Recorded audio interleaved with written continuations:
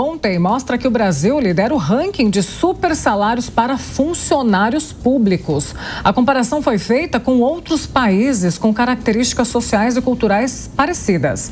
A Argentina ficou em segundo lugar. Assunto para o Alan Gani, que volta com a gente aqui nos estúdios da Jovem Pan, Gani.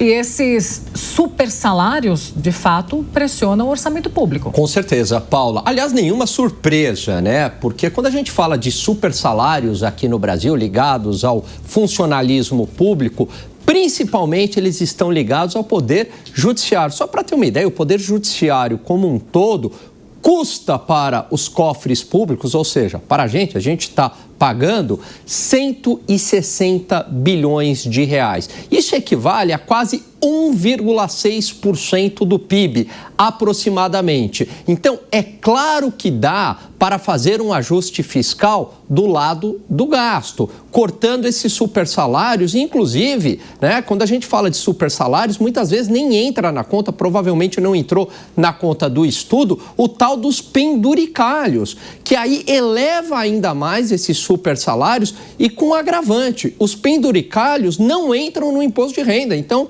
é uma renda líquida. Então, não é possível um país do tamanho do Brasil ter esse Estado gigantesco que acaba onerando a sociedade brasileira e prejudicando o crescimento econômico com a contrapartida de geração de renda e emprego.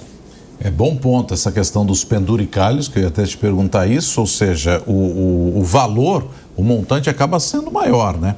E, por outro lado, Gani, imagino que seja muito difícil você tentar, de algum modo, cortar tudo isso de uma hora para outra. É um trabalho de formiguinha, porque quem tem o seu privilégio não quer que tenha cortado. Né? Exatamente. E aí entram os lobbies dentro do Congresso Nacional, Nonato. Porque, veja, é claro que deputados, senadores também têm salários muito elevados, os seus assessores também. Então, por que eles vão querer cortar na carne? O mesmo vale para o Poder Executivo, para ministros de Estado e para o Poder Judiciário. Então, muitas vezes também os parlamentares não querem ter problemas com o Poder Judiciário e acabam compondo, né? Fazendo aquele jogo de ganha-ganha para eles, super salários para todo mundo, e quem acaba pagando esta conta, basicamente, é a classe média brasileira. Então, todo mundo adora falar em ajuste fiscal aqui no Brasil, mas é ajuste fiscal para os outros, nunca para mim.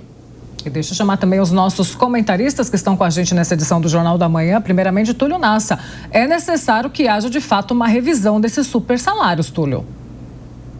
Com certeza, Paula. Se não acontecer isso, haverá um negacionismo fiscal, né? O Alan Gani falou muito bem aqui à luz da ciência. O governo que não cuida das suas contas públicas é um governo que vai condenar a população a juros altos, vai condenar a população à inflação alta e, portanto, vai trazer problemas econômicos gravíssimos. Na história do mundo, é só olhar os países desenvolvidos, eles têm regras rígidas em relação aos seus gastos públicos. No Japão, por exemplo, não se pode gastar mais num ano do que se gastou no ano anterior. Noruega, o fundo de petróleo, não se pode usar dinheiro do petróleo para gasto público, tem que usar para o ajuste fiscal. Então, por essas e por outras, é preciso sim cortar na carne, porque se não houver redução de despesa, e aí tem que ir no ponto mais crucial, que são os supersalários, são os que mais oneram realmente o governo federal, não haverá condições de desenvolvimento, de gasto em outras áreas, como saúde, educação, etc.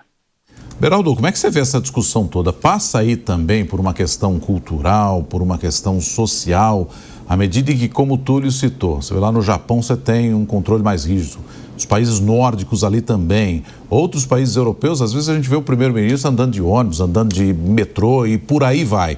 E aqui no Brasil a gente tem essa cultura de ter toda essa enturragem, os penduricalhos em torno de alguns cargos, Beraldo.